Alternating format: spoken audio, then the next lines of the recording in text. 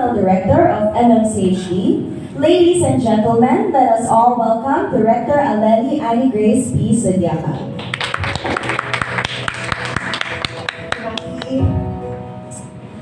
Ms. Anne Margaret Saldana, Mr. Elmer Devilla, and the whole MyEG team who are present here at the moment. Our partners of media, maraming salamat po at pinaunlakan niyo ang aming paanyaya. Of course, my colleagues from the Metro Manila Center for Health Development, isang magandang umaga po sa lahat. I would just like to reiterate, I am very lucky. No?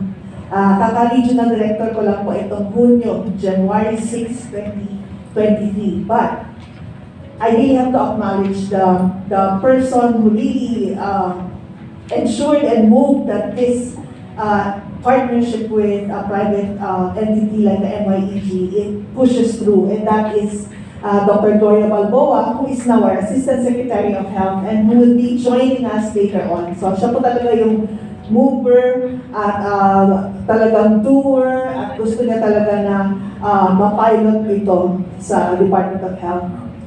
And I would also like to acknowledge again, this would not have been possible without yung nangungulit po kay Ma'am Anne Margaret Saldana, si Attorney Hao Chen po yun, ang aming bagong lawyer. So thank you, Attorney. And of course, the partnership that I know that close relationship and close partnership that we had with our cane, it's led by Mr. Dennis Salazar. Where is Mr. Dennis? Sir, maraming salamat po. Sa sa team nyo. Thank you, Ma'am Anne Margaret. You know, I've been hearing orientations from your team about the system, but I didn't know you said na you are still expanding these parang access points for this MyEG. So, kanina yung ano ko doon, ang aha moment ko doon, when you grow, we also grow. So the more access points that you have, the better for us. No? And I would just like to point out na ang health services delivery po is not enough. We in the Department of Health, our mandate is really to provide quality health services. But you know what? It should not stop there. Dapat po kami sa health sector, dapat natutugsigi kami na mapagdali ang access ng ating mga kababayan sa mga serbisyo na pinaprovide ng gobyerno.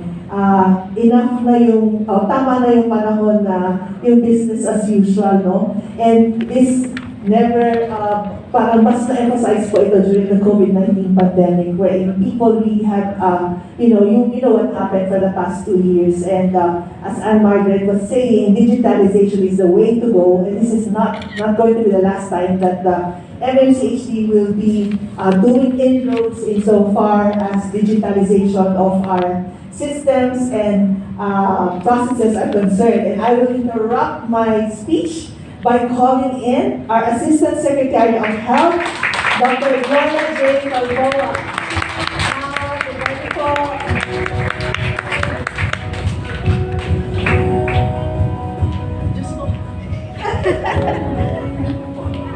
Ma'am, kaka-mention ko lang sa inyo that you are the prime mover.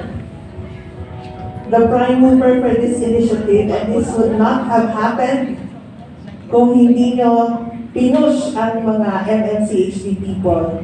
And while ARD is here, ASAC is here, who is now with the central office, ma'am, hindi naman ngayon kami sa MMCHD, hindi naman kami magyayabang.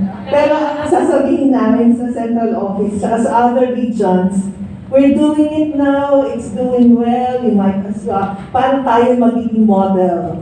Para tularan ng ibang, so whatever problems, na-fine-tune na ng MMCHD at pwede na natin i-replicate sa ibang areas. And we know that you will be a champion for these systems that you have started here in MMCHD para ma-introduce po siya sa central office. Thank you, ma'am. What else?